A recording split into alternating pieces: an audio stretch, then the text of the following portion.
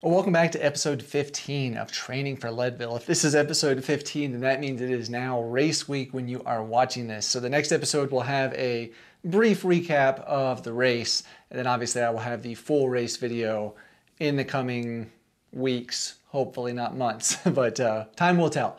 Anyway, I am back from my vacation, the 7-day Mexican Riviera cruise. Hopefully you can tell I am much more rested. I slept actually surprisingly really well on the ship. It was awesome, probably because it was like pitch black in the room and I had the air conditioning cranked way down, which was nice. Probably a little alcohol might have helped as well. I don't know. I did probably gain, not probably, I know I gained a fair amount of weight on the ship.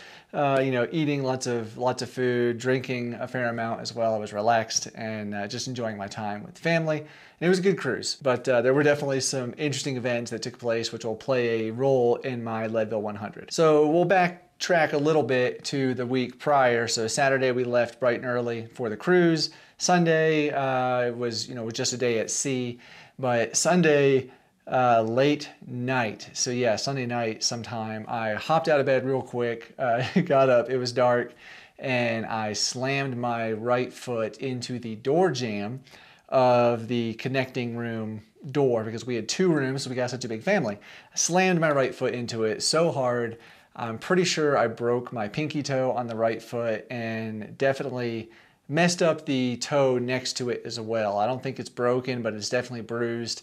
And both are bruised now, not terribly so. We'll get to more of that, but it was a lot of pain, very painful. So Monday, August 7th was a day at sea and another rest day. So I did not do anything, obviously, with hitting the toe and breaking it. I was not planning to run anyway, but it was a day at sea and we just enjoyed, all the things of the ship. They had a lot of really cool activities and things for the kids to do, some fun stuff outdoors, and it was just a good day. So Tuesday, August 8th called for 1 hour easy run. Obviously, I did not do this as well because of the foot, but it was a day at port. So we were in Puerto Vallarta, Mexico, and decided to go offshore a little bit. We're going to walk around a little bit in the port area and try to go see what we could see. It was incredibly hot and very humid, and the kids were not having it. So it was a very short time ashore in Puerto Vallarta, but it was neat to see some of the sights. And then that night was actually pretty cool. They did this like a silent disco party is what they call it. So you all get headphones on your head, and there's 3 different frequencies. So you could either have, I think it was blue, green, or red lights on your headphones, which would let everybody else know what frequency you were on and what music you were listening to. So you would have people dancing to like Frank Sinatra or Miley Cyrus, Taylor Swift, or some other crazy music. It was kind of neat. It was really cool, but it was funny because you could hear people singing crazily because with headphones on, you think you're not very loud, but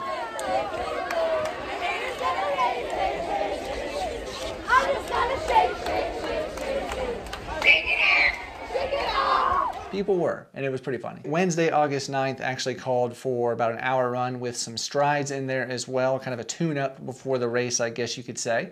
Obviously, I did not do that either because of the toe, but we did go ashore in Mazatlan, which is our next port, and we had a little excursion planned that day, so we actually had a little adventure. We had to, it was raining, it got delayed a little bit. We then got on a, I don't know what else to call it other than basically a souped up golf cart with speakers and drove through the town to another marina, hopped on like a catamaran, and then went over to a tractor pulling like 3 carts full of people to get to a beach area that had like, a restaurant and bar and different activities that we could do. And because of the weather, we couldn't do some of the activities. It was overcast most of the day, but it was cooler and felt nice. There was an open bar.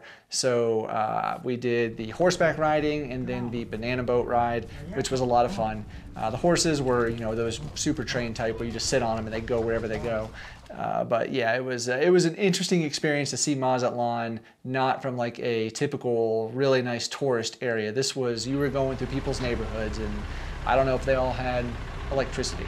It was definitely a poor area.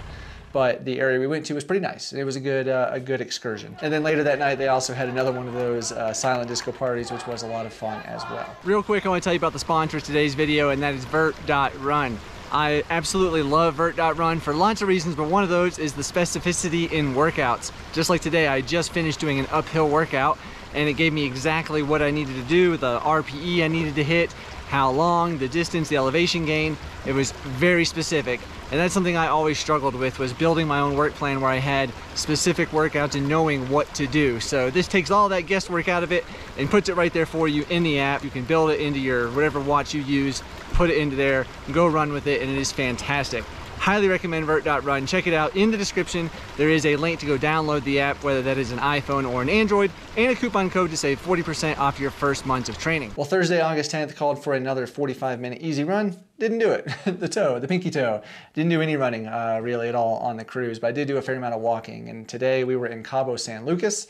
So we did go ashore, took the tender boats into the port, and then walked around the area. Just as soon as you get out from the secure area, man, you're just getting hammered by people left and right. Oh, come do glass bottom boat tours and this and that. And it's crazy, but it was so incredibly hot. Just, man, I think it was actually legitimately like 103 degrees. And it felt it. It felt very, very warm. So we were on, you know, maybe even an hour or so, walked almost 2 miles or so, just kind of saw the sights. It was very beautiful. The weather was awesome. It would be a nice place to go and visit for like 3-4 days and do like a nice all-inclusive resort kind of thing. But it was so hot, we ended up getting back on the ship pretty quickly. Well, Friday was actually a rest day, so fair enough, I rested. And I actually got to test out the Black Diamond distance wind shell for the first time, because it was pretty cool that day at sea up on the top deck watching a movie. So I threw that on and it was perfect. I mean, that thing is great for traveling. It packs up super, super small, lightweight. And it was clutch to have that on the ship for sure. So Saturday we were back in port in Long Beach, California, caught our plane, flew back to Colorado Springs, didn't get back here till about 7 o'clock. So it was a long day of traveling and didn't do any running. But then Sunday, August 13th, today, I did actually get out for a run. My plan called for 1.5 hours of an easy trail run. So I did go out with my wife for an easy run. We wanted to get back to altitude, or I wanted to get back to altitude after being at sea level for a week and just see how my body reacted. I feel like I'm back in the Army. Got Black Hawks flying overhead and lots of people shooting guns and blowing stuff up.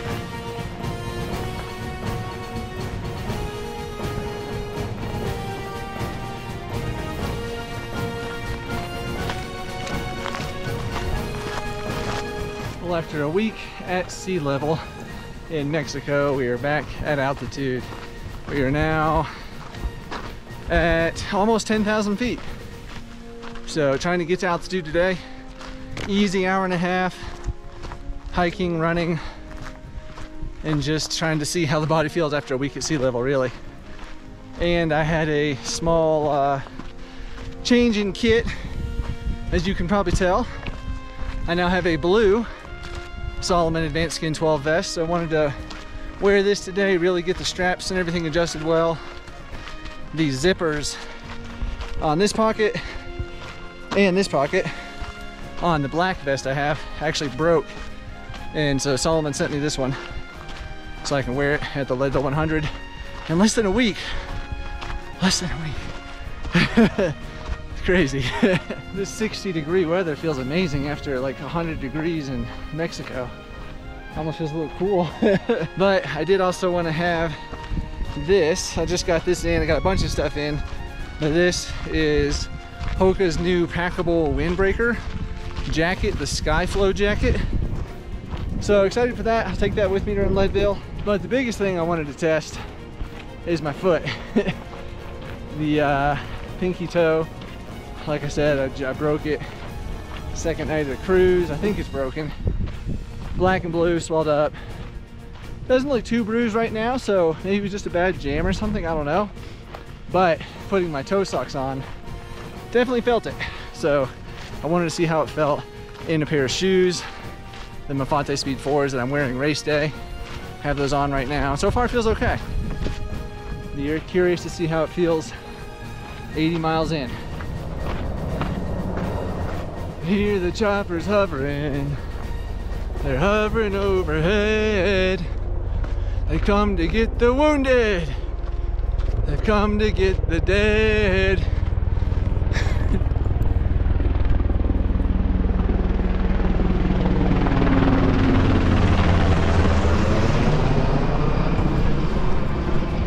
As many Black Hawks that are flying around right now, in this specific valley.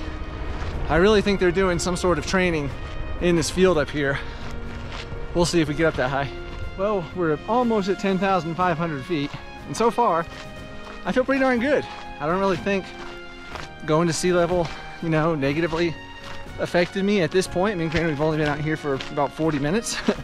So, I don't know, my heart rate's nice and low, I mean, which is very easy effort. I'm at a 120 right now on the heart rate, hiking up at about an 18-minute pace.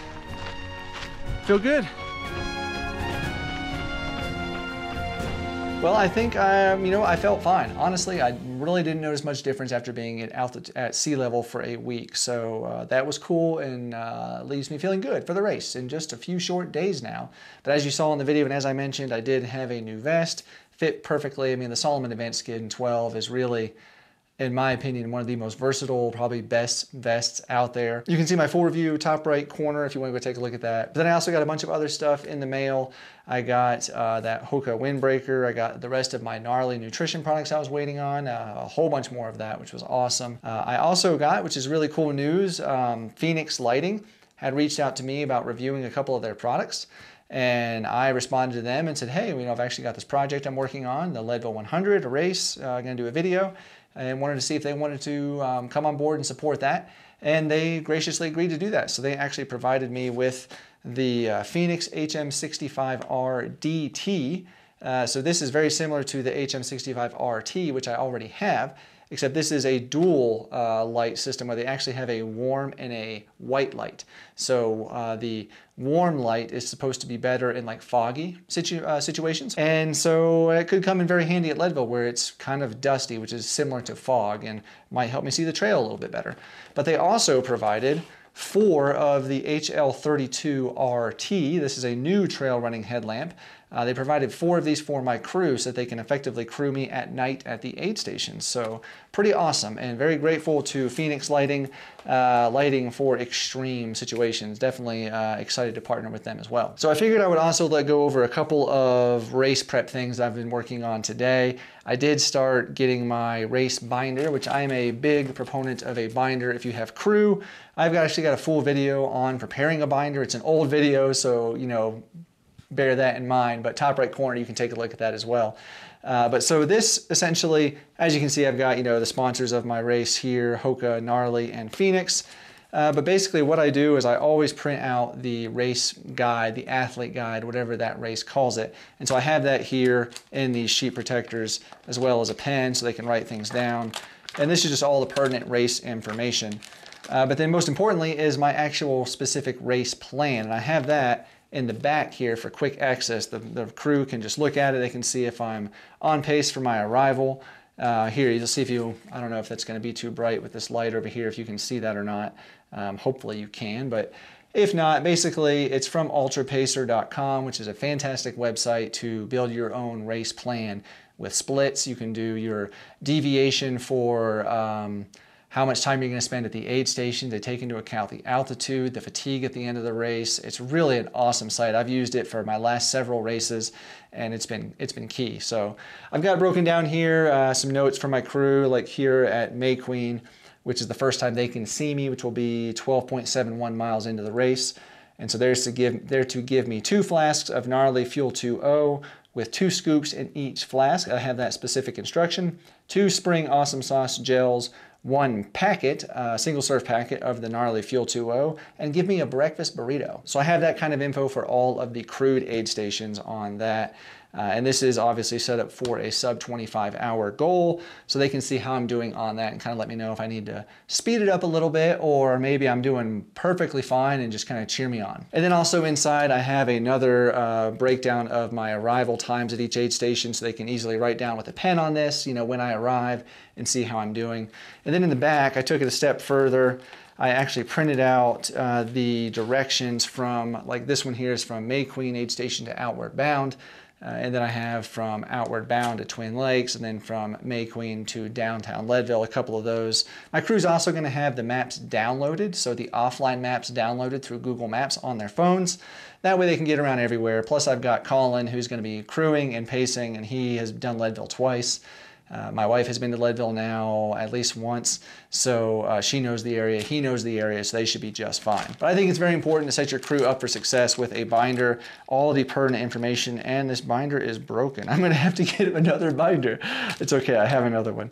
But it is very important to set them up for success to help you run a successful race, or me as the runner, as the athlete. And then I also, going along with that, since I broke down specifically what they're supposed to give me at each aid station, you know, how many spring energy gels, how many gnarly nutrition packs I'm supposed to get. So I have that all in little bags that are written down. This is out for outbound, outward bound.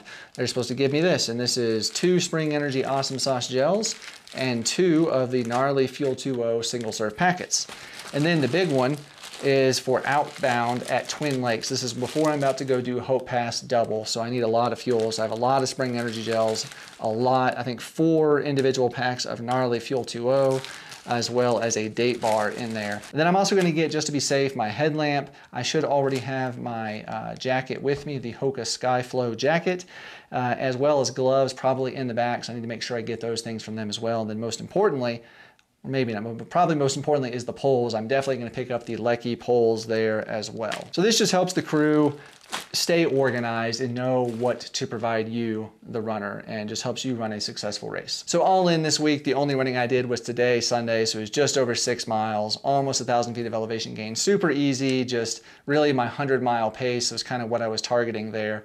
And then I did walk another 7 miles in Mexico at those 3 ports in extreme heat, so you know that counts for something, you know. So yeah, it was okay. You know, the pinky toe kind of threw a wrench in there. I don't think it's going to be an issue. I could definitely feel it on the downhill over any uneven terrain where the toes might be flexing in the shoe a little bit, but I think it will be okay and manageable. Well, there we have it. That is the Training for Leadville series. The next episode, episode 16, will have a small recap of the race, and then that'll be it for the Training for Leadville series, the next week's episode. So stay tuned for that for sure. Wish me luck at the race. I think there may be some tracking online. I know there was for some of the previous Leadville races like the marathon and the Silver Rush 50 miler. I don't know my bib number yet, but you can find it on the Leadville website, I'm sure, if you are curious. Anyway, yeah, I hope you guys have a great week. I hope I have a great week in Leadville. And yeah, thank you so much for watching and following along this journey. It's been amazing, and I've really enjoyed it. I hope you guys have as well. And I will see you in the next episode.